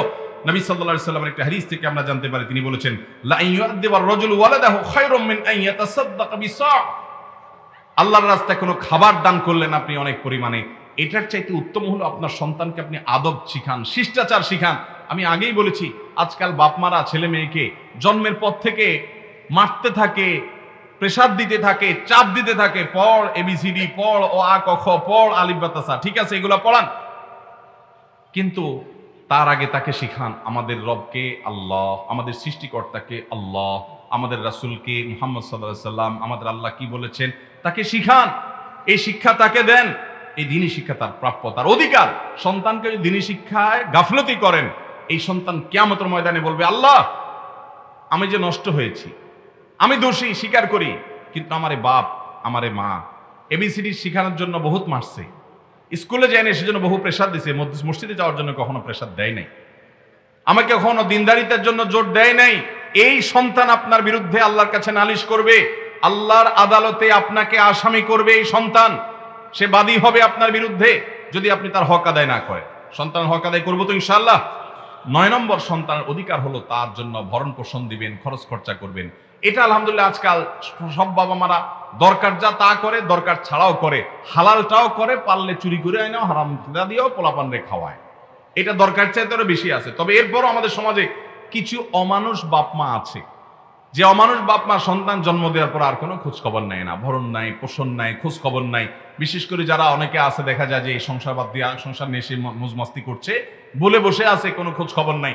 এরকম অমানুষ আছে। কিয়ামতের ময়দানে এই বাপমাদের বিচার হবে সন্তানের হক নষ্ট করার কারণে। কারণ সন্তানের পাওনা অধিকার যে তাদের ভরণ পোষণ দিতে হবে, তাদেরকে আদর দিতে হবে, তাদের সোহাগ দিতে হবে, তাদের স্নেহ দিতে হবে, মমতা দিতে হবে, ভালোবাসা দিতে হবে। এটা যদি না দেন, আপনি আপনার স্বার্থ নিয়ে শুধুমাত্র পড়ে আছেন, জন্ম দিয়ে ছেড়ে দিয়েছেন, আল্লাহর কাছে আপনাকে জবাবদিহি করতে হবে। নাম্বার 10, সন্তানদেরকে উপযুক্ত হলে বিবাহ দিবেন, দেরি করবেন। তথাকথিত পায়ে দাঁড়ানোর অজুহাত দিয়ে যুবক পোলাপানকে বুড়া বানায় ফেলবেন, 30-32 বছর বয়স বানায় ফেলবেন, বিয়ে দিবেন না। পোলাপান ফিতনার মধ্যে হাবুডুবু খাবে, আর আপনারা বিয়ে দিবেন না, বলবেন না আগে বাড়ি কর, জমি কর, বিদেশ কর, টাকা কর, পয়সা কর। এইসব করে করে পোলাপানের টাকা পয়সা মেশিন বানাবেন, তাদেরকে উপযুক্ত অবস্থায় বিয়ে দিবেন না। আপনি আল্লাহর কাছে গুনাহগার হবেন। আল্লাহ কোরআনে বলেছেন, ওয়ানকিহুল আয়ামা মিনকুম ওয়াস-সালিহিনা মিন ইবাদিকুম ওয়া ইমাইকুম ইন ইয়াকুনু ফুকারা ইউগনিহিমুল্লাহু মিন ফাদলি। তোমরা তোমাদের অধীনস্থ সন্তান সন্ততিদেরকে বিয়ে দাও, তারা যদি অভাবী হয়, টাকা পয়সার টানাটানি থাকে, আল্লাহ ওয়াদা করেছেন ইন ইয়াকুনু ফুকারা, তারা যদি গরিব হয়, বিয়ে করার মাধ্যমে ইউগনিহিমুল্লাহু মিন ফাদলি, আল্লাহ তাআলা তাদেরকে ধনী করে দিবেন। অতএব সন্তানদের কিন্তু এটা অধিকার তাদের পাওনা। নবী সাল্লাল্লাহু আলাইহি সাল্লাম বলেছেন, তোমাদের সন্তানরা যখন বিয়ের উপযুক্ত হয়, উপযুক্ত পাত্র পাত্রী পেলে খবরদার দেরি করবে না। যদি দেরি করো তাহলে এই জমিনে ফিতনা ফাসাদ সৃষ্টি হবে। আপনার বিলম্বে ছেলেকে মেয়েকে বিয়ে দেওয়ার কারণে এই ছেলে মেয়ে যত আকাম কুকাম করবে, যত জিনা করবে, যত পাপাচার করবে, যত অপরাধ করবে, এর দায় আপনাকেও বহন করতে হবে। এর কারণে আপনারও গুনাহ হবে। অনেক বাপ মা এটা বুঝেন না। আজকাল চতুর্দিকে ফিতনা, অনেক মুরব্বীরা জানেন না ফিতনার কি অবস্থা। ফেসবুকে, ইউটিউবে পোলাপান বাঁচতে পারে না। বাঁচাতে হলে বিয়ের কোনো বিকল্প নাই। অতএব তাদেরকে উপযুক্ত হলে দ্রুততার সাথে বিয়ে দিবেন। অনেক বাপ মা বলে আগে আগে বিয়ে দিলে মহব্বতটা ভাগ হয়ে যাবে, যতদিন আমার রাখতে পারি ততদিন ভালো। এটা হলো বোকামি এবং এটা হলো স্বার্থপরতার কথা। সন্তানকে যদি আপনি যে মনুষ্যত্ব শিখান, সে সন্তান কখনো আপনাকে ভুলবে। আর যদি মনুষ্যত্ব না শিখান, বিয়ে আজকে দেন আর 2 দিন পরে দেন, আপনাকে ভুলবে সে বাধ্য, সে হয়তো স্মরণ রাখবে না। 11 নম্বর এবং সর্বশেষ, সন্তানদের পাওনা অধিকার হলো তাদের প্রতি সমতা বজায় রাখতে হবে। সমতা বজায় রাখতে হবে। আদর একজনকে একটু বেশি, আরেকজনের দিকে একটু কম হইতে পারে, এটা ভিন্ন বিষয়। কিন্তু সম্পদ দেওয়ার ক্ষেত্রে, জমি জমা দেওয়ার ক্ষেত্রে, টাকা পয়সা দেওয়ার ক্ষেত্রে, এগুলো দেওয়ার ক্ষেত্রে সমতা বজায় রাখতে হবে। আপনি এক সন্তানের নামে জমি লিখে দিচ্ছেন, আরেকজনকে দিলেন না। একজনকে অনেক টাকা পয়সা দিয়ে দিচ্ছেন, আরেকজনকে বঞ্চিত করে দিচ্ছেন, এটা কিন্তু জায়েজ নাই। নবী করিম সাল্লাল্লাহু আলাইহি ওয়াসাল্লাম এক সাহাবী তার এক সন্তানকে কিছু সম্পদ দিয়ে এসে বলছেন, ইয়া রাসূলুল্লাহ, আমার অমুক সন্তানকে এই সম্পদ দিয়ে দিছি। নবী সাল্লাল্লাহু আলাইহি ওয়াসাল্লাম তখন বলেছেন, তোমার তো আরো সন্তান আছে, তাদেরকে দিয়েছো? বলে না, দেই নাই। তখন তিনি বলেছেন, দেখো, ইত্তাকুল্লাহ ওয়া আদিলু বাইনা আওলাদিকুম, তোমরা আল্লাহকে ভয় করো এবং সন্তানদেরকে দেওয়ার ক্ষেত্রে সমতা বজায় রাখো, ইনসাফ করো। অনেক বাবা মা আছেন যে 2 চোখে 2 সন্তানকে দেখে, একজনকে দিতেই থাকে, আরেকজনকে দেওয়ার কোনো খোঁজ খবর নাই। একটা ছেলে লাখ লাখ টাকা কামায়, কোটি কোটি টাকা কামায়, তারপরও মা বলে কি, বলে যে ওর তো আসলে কিছু নাই, ও গরিব মানুষ, আছে না নাই? অতএব সন্তানদেরকে 2 চোখে দেখা এটা কিন্তু গুনাহের কথা। বাবা মারা আপনাদেরও বিচার হবে সন্তানদের প্রতি যদি বৈষম্য করেন, জুলুম যদি করেন, একজনকে দিন আরেকজনকে দিলেন না। অনেক সময় বাপ মা বলে কি, এই ছেলেটা আমার দিকে খেয়াল রাখে, এই জন্য ওরে সব জমি জমা দিয়ে দিলাম, ও খেয়াল রাখে না সেজন্য দিলাম না। জায়েজ নাই এটা আপনার জন্য। আপনার খেয়াল রাখার বিনিময়ে সে আপনার জন্য খরচ করছে, আপনি সেই খরচের টাকাটা দিয়ে দিয়েছেন, এটা ঠিক আছে। যে আপনার চিকিৎসায় 2 লাখ খরচ হয়েছে, 2 লাখ দিয়ে দিলেন, 2 লাখের জমি দিয়ে দিলেন, যে বাবা তুই খরচ করছস, এই জমি সে বাবদ নিয়ে যায়, এটা আপনি দিতে পারেন। কিন্তু আপনাকে সে আদর যত্ন বেশি করে জন্য সব দিয়ে দিলেন, আরেকজন করে না তাকে দিলেন না, এটা করতে পারবেন না। আপনার সন্তান হওয়ার সাথে সাথে তার প্রাপ্য অধিকার হয়ে গেছে। আল্লাহ তাআলা বলেছেন, আবাউকুম ওয়া আবনাউকুম লা তাদরুনা আইয়ুহুম আকরাবু লাকুম নাফআ, তোমাদের বাবা মা, তোমাদের সন্তানরা কে বেশি উপকারে আসবে তোমরা জানো না। অতএব আল্লাহ যাকে যা দিতে বলেছে তা দিয়ে দাও, তোমার বুঝে আসুক আর না আসুক। এই জন্য সন্তানদেরকে সম্পদ দেওয়ার ক্ষেত্রে বৈষম্য করা যাবে মেয়েদেরকে ডেকে এনে বলবেন, তোমাদেরকেও বিয়ে শাদী দিছি, টাকা পয়সা খরচ করছি, এখন তোমাদের তো আলহামদুলিল্লাহ জামাইরা টাকা পয়সা কামাই করে, অনেক আছে, থাক তোমরা আর দাবি দাওয়া করিও না, এগুলো তোমাদের ভাইদের জন্য ছেড়ে দাও। মেয়েরাও শরমে পড়ে লজ্জা পড়ে, বাপে বলছে মুখে কি আর তর্ক করবে, বাপের সম্পত্তি তো, রাজি হয়ে চলে যায়। গুনাহ হবে, গুনাহ। আপনি মেয়েদেরকে কৌশল করে লজ্জায় ফেলে তাদের সম্পদ থেকে আপনি বঞ্চিত করেছেন। অনেক বাবারা আছেন দাড়ি পাকা, তাহাজ্জুদ পড়তে পড়তে এখানে দাগ পড়ে গেছে, 5 ওয়াক্ত নামাজ পড়েন, তাহাজ্জুদও পড়েন, নিয়মিত কোরআন তেলাওয়াত করেন, মাহফিল একটাও মিস দেন না, মেয়েদের হক ঠিকমতো বুঝাই দেন নাই। মনে রাখবেন, আপনি দুনিয়া থেকে যদি মেয়েদেরকে বঞ্চিত করে দিয়ে যান, আপনার মৃত্যুর পরে মেয়েদের পাওয়ার অধিকার নষ্ট করে দিয়ে যান, কিয়ামতের ময়দানে আল্লাহর কাঠগড়ার আপনি আসামি হয়ে দাঁড়াবেন, আপনার নামাজ কুলাবে না, আপনার সন্তান আপনার বিরুদ্ধে বিচার করবে। এজন্য ভাইরা আমার, আমরা আমাদের সন্তানদের হক আদায় করবো তো ইনশাআল্লাহ। আমি এক নজরে আবারও বলে দিচ্ছি 11টা কর্তব্য। প্রথম, জন্মের আগে থেকে, সন্তান জন্মের আগে থেকেই বিবাহ করার সময় নেককার ভালো আল্লাহ ভীরুর সঙ্গী এটা খোঁজা, যাতে করে সন্তানটা ভালো হয়।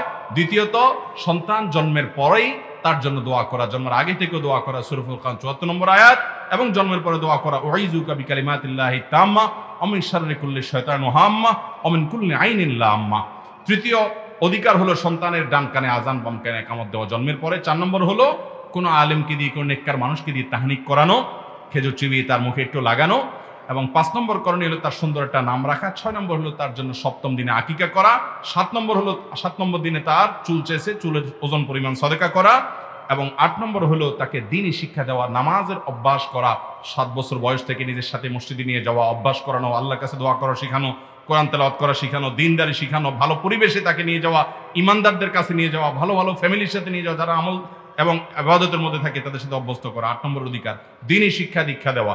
আর 9 নম্বর হলো তাকে ভরণ পোষণ দেওয়া, আদর যত্ন সোহাগ ভালোবাসা দেওয়া। 10 নম্বর হলো উপযুক্ত হলে দেরি না করে দ্রুততার সাথে বিয়ের ব্যবস্থা করা। 11 নম্বর হলো সমতা বজায় রাখা, সন্তানের প্রতি পরস্পরের কোনো জুলুম, বৈষম্য, অন্যায় আচরণ না করা। আল্লাহ রাব্বুল আলামিন আমাদের সন্তানদের প্রতি আমাদের সকল কর্তব্যগুলো আদায় করার তৌফিক দান করুন। কিয়ামতের ময়দানে আমাদের সন্তানরা যেন আমাদের বিরুদ্ধে আল্লাহর কাঠগড়ায় আমাদেরকে আসামি করে যেন বাদী হয়ে না দাঁড়ায়, সেই তৌফিক আল্লাহ আমাদেরকে দান করুন। সন্তানদের হক আদায় করলে লাভ আমাদেরই হবে। এই সন্তান আমাদের দুনিয়া আখিরাতে মুখ উজ্জ্বল করবে, সুখ এবং তৃপ্তির কারণ হবে। আল্লাহ আমাদের সবাইকে সেরকম সন্তানের বাবা মা হওয়ার তৌফিক দান করুন। জাযাকুমুল্লাহু খাইরা ওয়া আখিরু দাওয়ানা আনিল হামদুলিল্লাহি রাব্বিল আলামিন। আসসালামু আলাইকুম ওয়া রাহমাতুল্লাহি ওয়া বারাকাতুহু।